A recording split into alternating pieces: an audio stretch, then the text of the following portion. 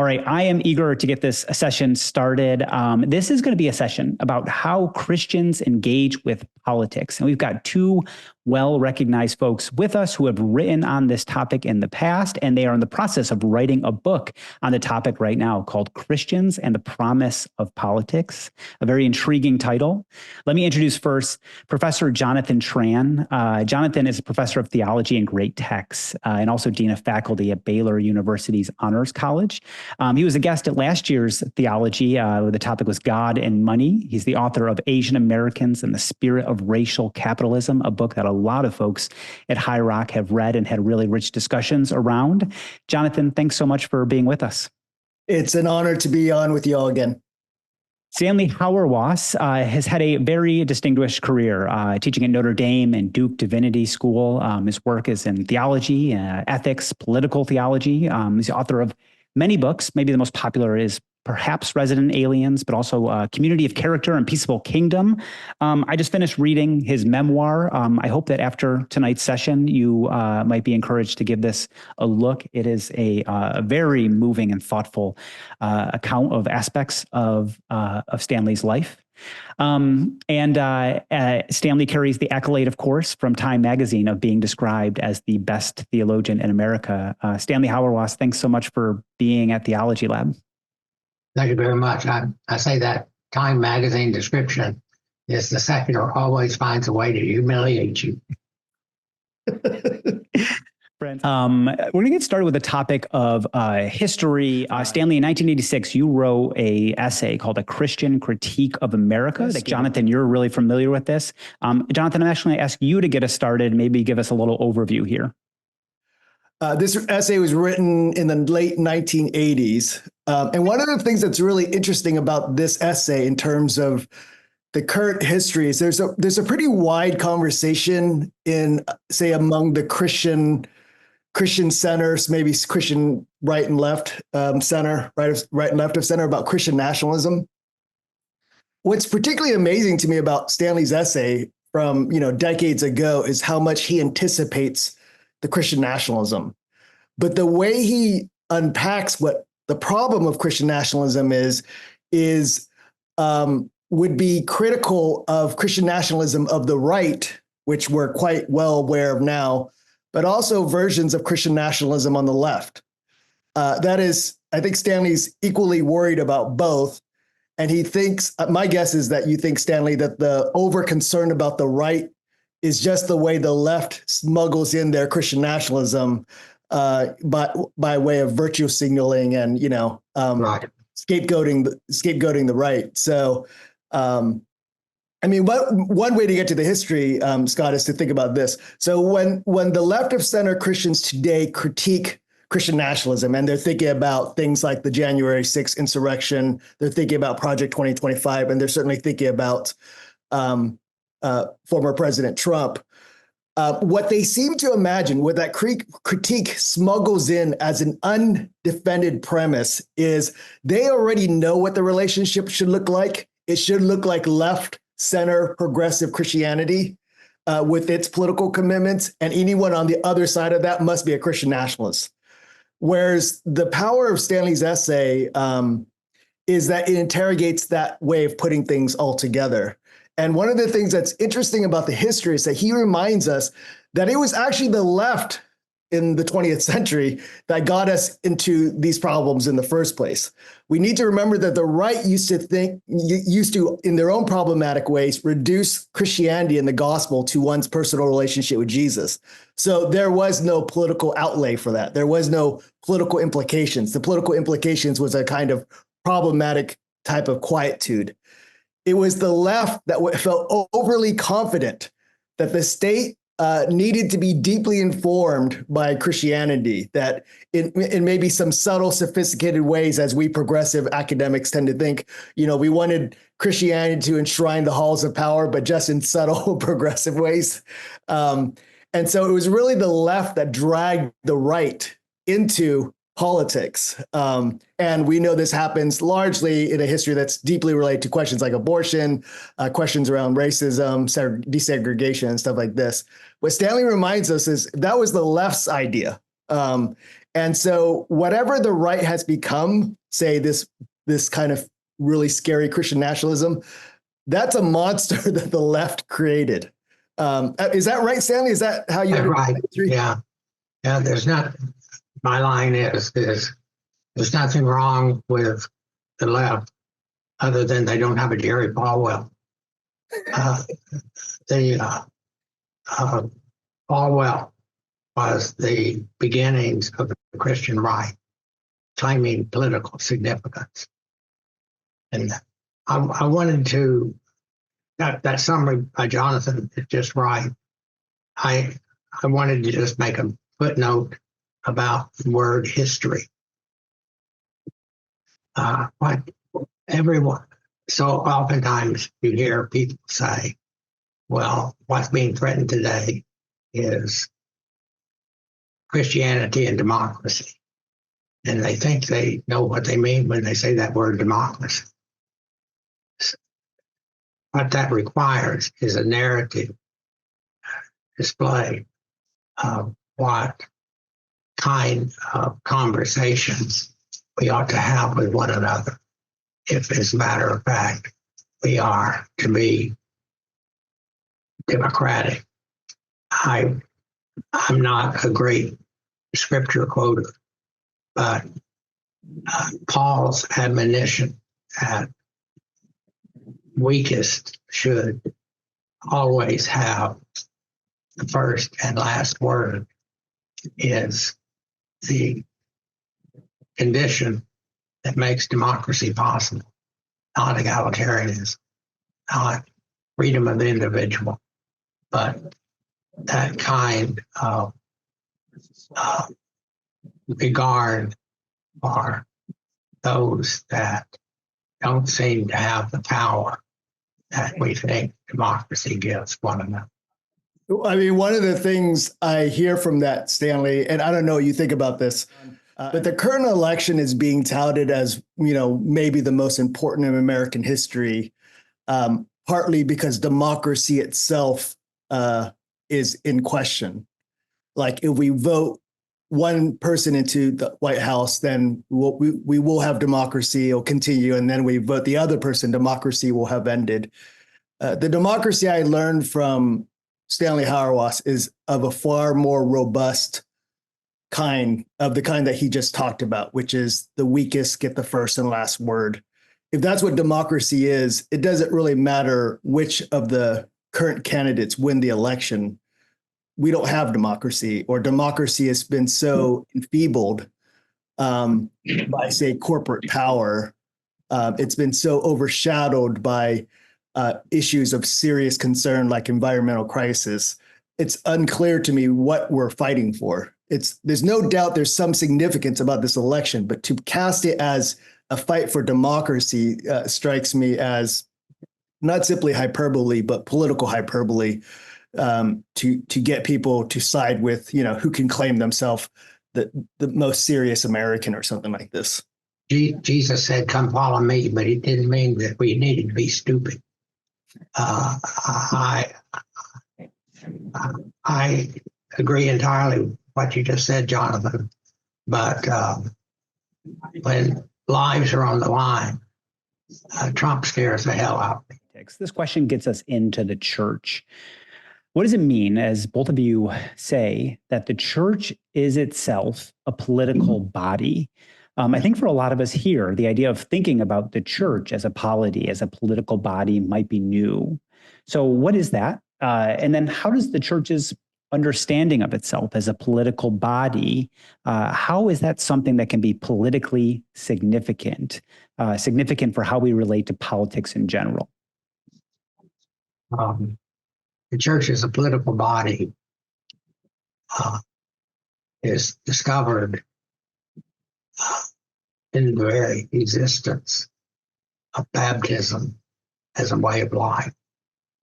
Namely, the church as a politics is about the shaping of souls for the future of God's kingdom in a way that makes possible the discovery of God's will in a way that there are a few other ways of doing that. So I want to say the richest understanding of politics is already in the structure of the discourses that make our lives possible as Christians.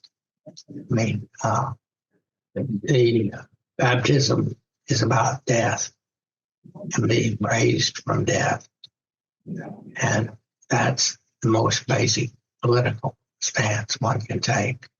But I contrast this with the modern liberal view that, and Jonathan probably gets tired of me saying this, but the liberal view is to create social orders that produce people that believe they should have no story except the story they chose when they had no story. We call that in America freedom. Turns out that form of freedom is a manipulative power grab by some over others. And if you don't believe that that story is the story that determines us, you can see it this way in terms of institutions. Do you think you ought to be held responsible for a decision you made when you didn't know what you were doing? No, that it's against freedom. But what that does is make marriage unintelligible. Because you never know what you did when you promised lifelong monogamous fidelity. That's the reason why marriage carries a history that embodies a conversation that makes a whole community glad that these people exist. Hey, Scott here. If you're enjoying this video, you can like and subscribe to Theology Lab's channel below, and you'll see our latest releases and what's happening at Theology Lab right now. Also, the description and comments have a link to our podcast that features folks like David Brooks, Kristen Kobus-Dumais, and others. Enjoy the video.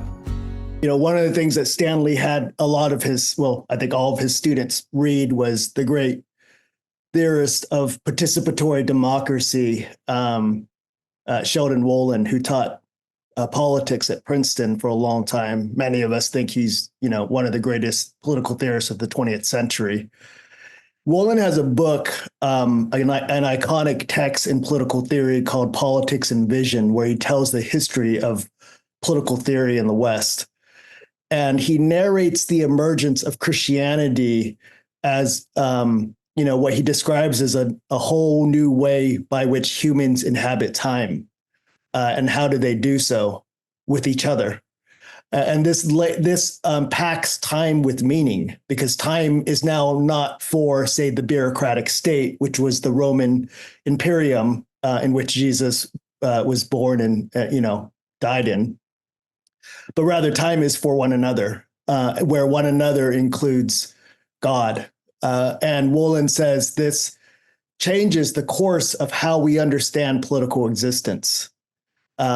Right. I think that's the politics that Stanley's talking about. Most of us think about politics, as Stanley writes about in quite a bit of detail for decades. Most of us think about politics as statecraft and reduce it to matters like things like voting in the general election, which for someone like Wolin would be absurd that you could reduce our democratic citizenship to one day of voting. That means we've already ceded power.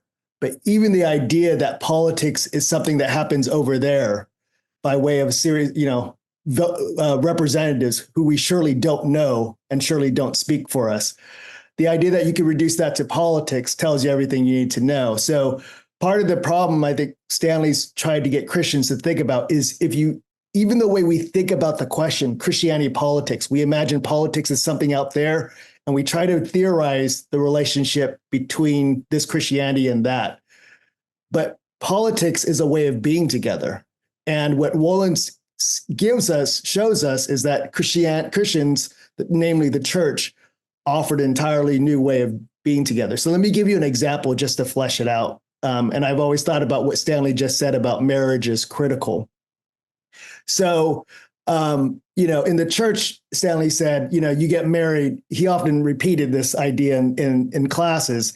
You get married in the church because you're doing it in front of people who will then hold you accountable to something you had no idea you were doing because you never had lifelong fidelity before.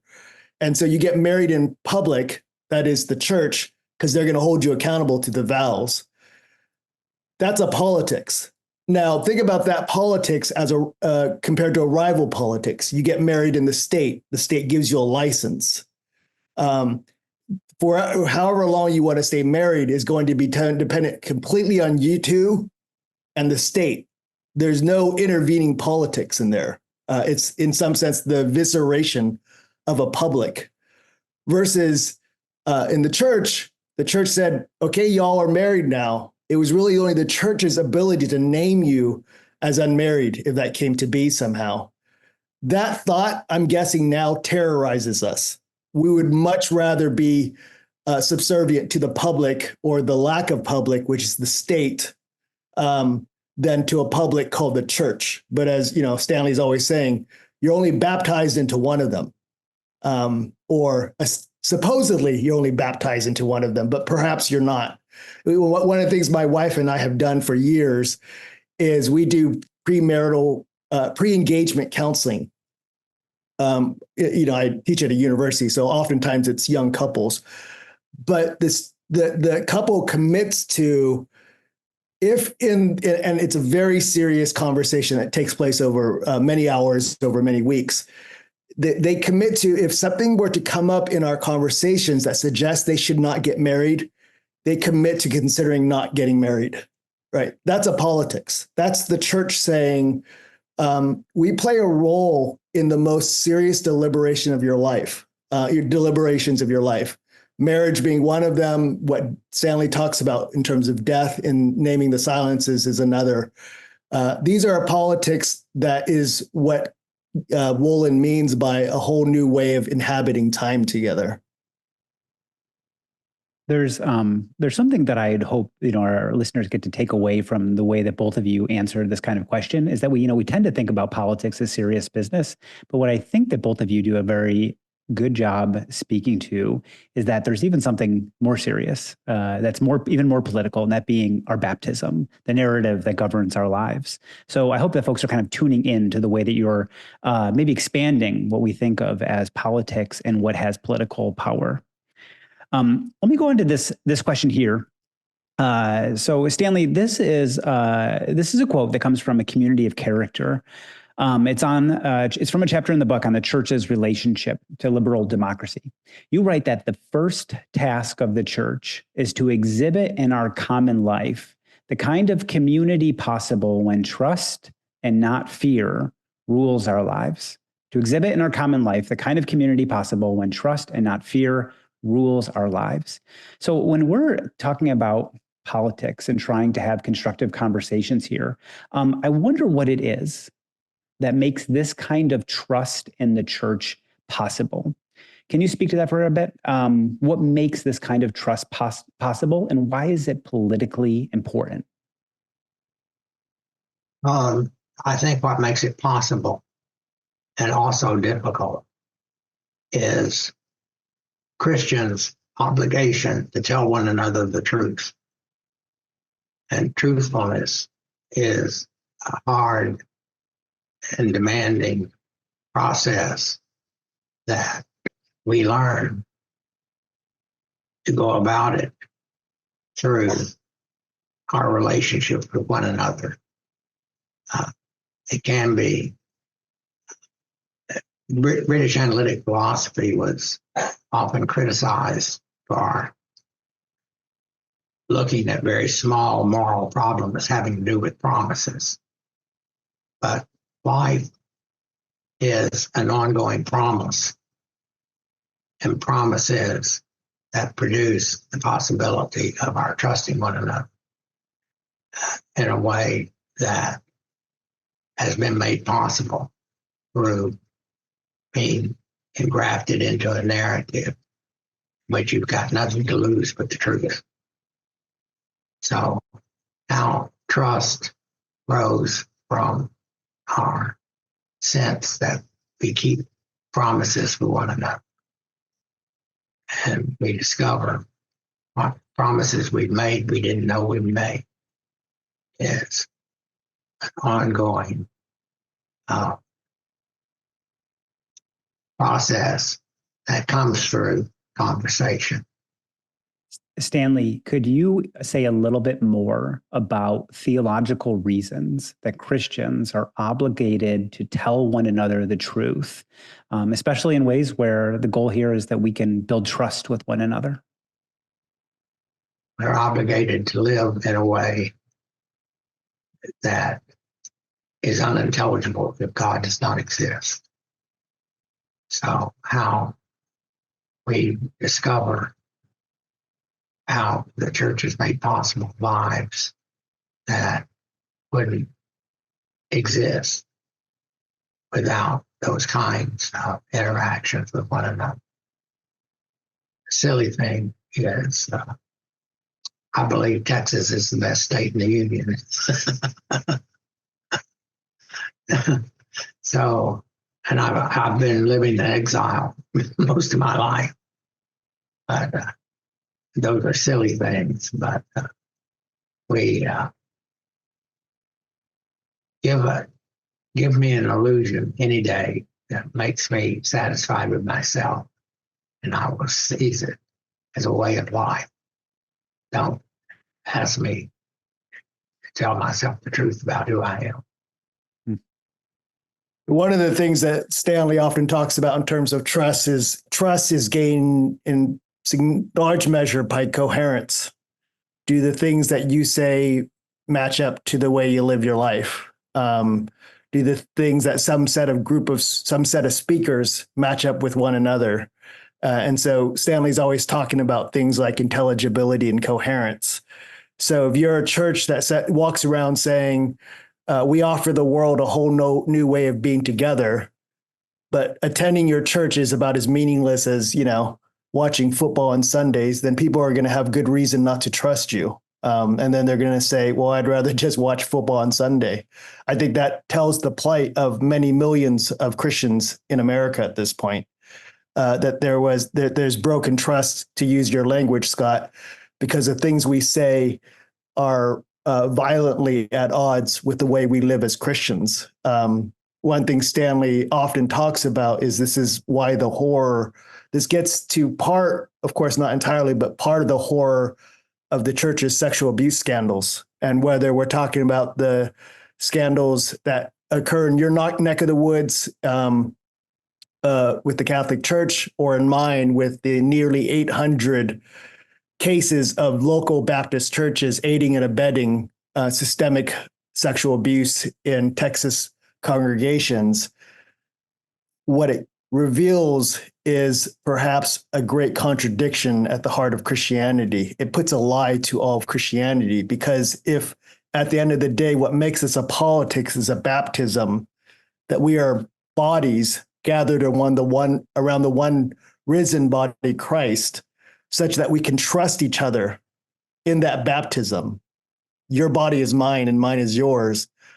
Then for someone to sexually violate that, to abuse, is to distort the deepest truth of Christianity from the inside, and to suggest that it's just one big lie as a way to exploit and violate one another. That's how trust is broken. That's how you become an incoherent people. That's why people leave. To me, these are much greater dangers than things like, the supposed monster out there called Christian nationalism. I think the scariest things is what Christians have done to each other. They render the entire gospel not simply incoherent, but potentially not true. And that's just what Stanley's never been willing to compromise on. He thinks that he doesn't allow us to have kind of some abstract God. It's either a God that's incarnate and the rubber meets the road, or we're whistling Dixie. I was going to say that the one thing that I think is the greatest challenge today is people think they should protect God because it doesn't come natural to think that God is there in my life in a way I cannot avoid. So if you think that you need to protect God, then as a matter of fact, you can be sure that the God you're worshiping isn't the God of Jesus Christ. Let me take us to a question about politics in this present moment. Can we talk a little bit about how this kind of conversation has to do with the usual politics that people think about, like U.S. politics and upcoming election? Do any of the views that you have articulated here, do they require voting a certain way, or maybe go in the other direction of discouraging voting altogether? So I don't think you're advocating for Christians to be withdrawing from the world of politics, as some people have suggested. But what does it look like to advocate in terms of our regular politics? So this gives you a chance kind of to speak to politics in the present moment. Up until recently, I was deeply influenced by one of my former students named Mike Baxter. And Mike said, don't vote, it only encourages them. But I do vote. I have voted in the current political world in which we live. I think voting, majority rule, is just as disastrous as minority rule. And so voting can be a way to keep the majority from destroying the minority. I think the English parliamentary scene is always used as normative for this. And that's when they vote, they do so only after they've had an extended set of arguments about what you ought to be voting about. So voting is not an abstraction that you get in from just nowhere, but it helps determine the goods for a people that otherwise would not be discovered without voting. So voting is a procedural process through which you discover goods that you could not have discovered without the voting. That's the most idealistic set of bullshit I've ever said. But it is the reason that I continue to vote. Do you vote, Jonathan? Stanley and I have talked about this in relationship to him, because I was raised under Stanley's "don't vote, it will only encourage them." Now, he told us as his students that he voted, but he'd say something like, I voted for X over against Y. Don't make a big deal out of it. It's just what I did. And you all may get a chance to hear more about this. I think Stanley's shifted just slightly. He's more charitable in his view of American voting. I think I've largely stayed the same. Maybe the way to put it is, so you referenced this, Scott, that sometimes people, and you weren't saying this, but you reference other people talking about Stanley Hauerwas encouraging people to withdraw from the state. And I always just think that's just really silly. I mean, again, you're not saying this, but other people have said this. I'm like, there's nothing in Stanley's work that suggests you ought to withdraw from the state. What Stanley is calling you to is the genuine ground of politics, which is God's life, into which we participate insofar as we have any being at all. This is what you said earlier, Scott, as super important. What that super important thing doing, that is, we're called to the politics of God and the politics of the church, is it relativizes our other commitments. It doesn't diminish them necessarily. It just relativizes them. We all have various loves. We're finite creatures. We give our time and attention to certain things. I think we're calling people to a politics that we think Scripture attests to as the kingdom of God, manifests in the world. It is at hand now. It is spoken of in a political way. Jesus was not crucified for doing too many quiet times. He was crucified as a political adversary to the state. So we think we're calling people to that politics.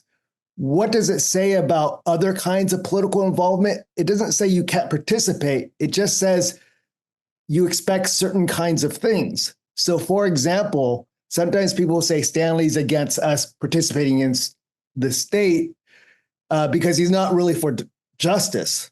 But that's just an absurdity. Of course he believes in justice. He believes in Jesus. Right? Of course he believes in justice. He believes in the God of the Old and New Testament, which is thoroughly portrayed as a God of justice. But he also believes what Augustine said, that no state, no city of man, no terrestrial kingdom can be truly just. Why? Because they don't love God as God justly deserves. So we already know that. But that doesn't mean we don't care about our neighbors. And that doesn't mean we don't care that resources aren't justly given to local school systems, that lots and lots of people don't ever have access to equitable health care. We care about those things because we love our neighbors. We care about the election because we think that's an extension of it. But we're also going to be pretty chastened in what we expect a government that doesn't love Jesus to do, how it imagines its goods, how it orders its goods. So we can simultaneously call people, including non-Christian people, just like non-Christian people should call us as their fellow citizens.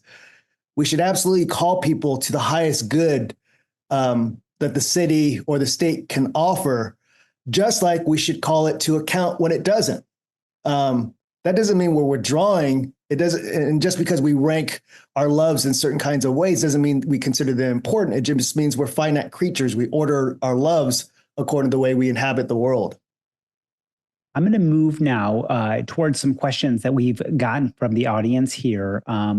First two, these are close. Let me try to pack these two together. Someone is asking about, when we think about discipleship and politics, is it more important to form communities around how we engage issues, or does a specific approach necessitate a specific end or like a shared view, right? I'd like to hear you answer that question in terms of the kind of work y'all are doing in your church. I would think it would be the former, in that naming specific issues and what the right sides are in them is not the default approach. Typically, it's how are you formed in your character and in values that would line up with God's kingdom, that those are the things that should inform your politics. I don't think that applies in every single situation, but in, I would say, the majority of them. Right. I think I responded in the way that I did because I don't think there is an in principle way to distinguish from those two necessary steps. And some communities will need to do X and others need to do Y.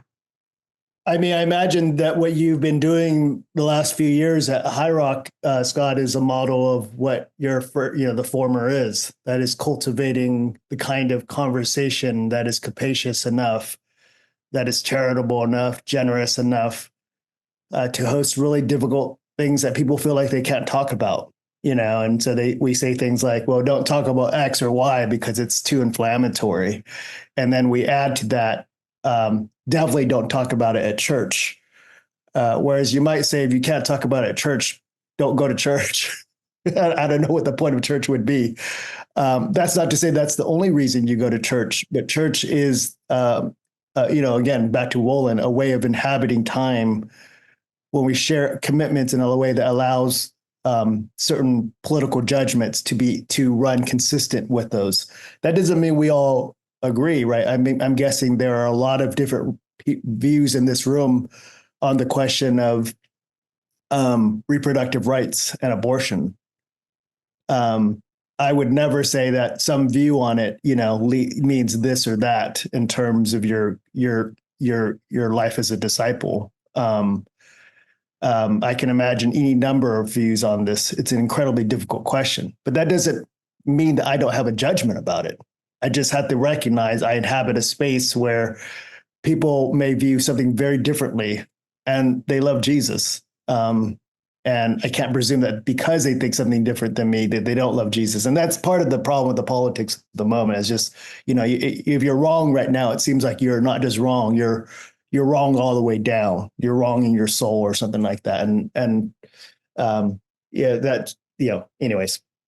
Well, I appreciate you saying this and posing the question back, because I think one of the tensions in this series is that our goal here is not that we would talk about a topic like abortion and then find just ways to compromise. Like, we're bringing in folks that have different views on it, and then testing how far does a shared identity in Christ go in continuing a relationship and seeing where there's going to be tensions there, but somehow they maybe possibly a shared identity in Christ can still add something. But I know how you maintain those things together and where the limits are. It's hard to say. I think that we'll kind of have to figure that out this year as we go.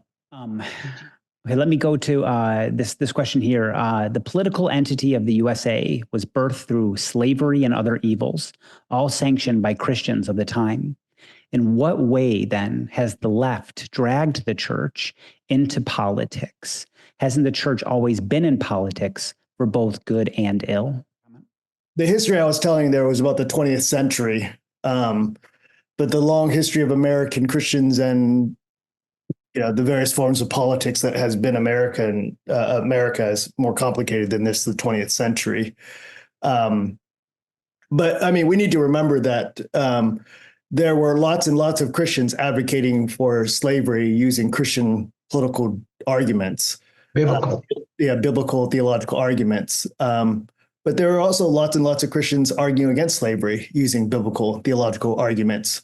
Many of those people were Black. And because of the injustice of our world, we didn't believe they had either the right to read scripture, much less to speak for it. So, so it's an incredibly complicated question. This is, again, my critique of all the haterade right now around Christian nationalism just presumes that that's a settled question. It's an enormously complicated question, and it's not simply that one that occurs, say, in America. It's occurring all around the world and has occurred around the world for Christians for 2 millennia. And so we're not settled on what it means for the quote church to relate to the quote state, but we can narrate particular moments in that history. And the recent history is the left pulling the right in and creating the monster that is now what we really, a lot of us I probably consider myself far left. We're pretty worried about on the right. So we could complain about them, but we help them come into being. I think America is a slave genocidal nation. And the question is, what do you do when what was done is so wrong, there's nothing you can make it right? How do we tell our story honestly? Christians need to be helping all that find ourselves located in this nation to say we have a confession of sin to make. And that's not normally what politicians do. There's a question I want to put in here that I think is related to this, that gets into, I want to say, the need to have conversations like this. Stanley, there's a line, I think it might be from that same chapter in Community of Character, where you say that difference and diversity in the church is not a threat. In fact, the line is that it is a condition of our faithfulness. And this is in this context of struggling towards being truth-telling communities. Why is this idea of differences and diversity coming together important for something like the Christian community? Well, first of all, let me say, I don't like the word diversity. It's an abstraction that just says we need a lot of difference. And what we were saying about slavery and genocide is true. Then the hospitality that African Americans have shown is to be built on as part of what makes it possible for us to be a more nearly just society. That's not diversity. That's a witness of people who have suffered mightily, refusing to let their suffering determine enemies that are truly unjust, but are being offered forgiveness. That it's a remarkable feat. We need difference. I always think that difference comes in different inflections of speech, and we should reach out in that way to hopefully have people that we have to learn to listen to because we don't get their accent all right on. So how difference comes a way of creating more interesting communities is what I'm about. I mean, if people think about the church growth business today, which I'm not a fan of, but church growth is attracting mainly people that look like one another. How to be interesting again is what I think Jonathan and I are trying to suggest that the church can become if, as a matter of fact, we take seriously our speech. People will think, I wonder what in the hell those crazy people are about. This is why Stanley's emphasis on nonviolence is not a side note to his political views, right? So nonviolence is the opposite. I mean, violence is the opposite of conversation. You have violence because something someone says so threatens you, so offends you, so bothers you that you need to invoke the power of violence to silence them. And that's why a democracy predicated simply on voting, on majoritarian rulership is, as he's saying, a form of violence because it stops the conversation. People lose, they stop talking to each other. People win, they stop talking to each other. And so violence runs through everything he says as the grounds for a possibility of politics as conversation, especially when what we mean by conversation oftentimes is people who are different than us.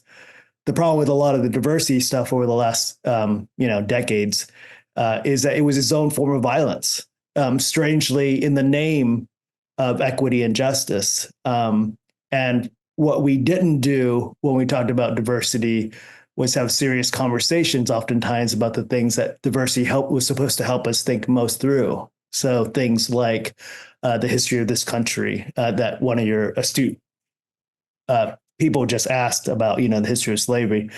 So how do we sustain the conversation? One of the things we need to first decide is that we're not going to be violent. Jesus, of course, gives us that. It's embodied by one of the most thick accounts of democratic life in America's history. That is the Black church and the civil rights movement, at its core committed to nonviolence. If you don't have that core commitment, then violence becomes, as they say, politics by other means.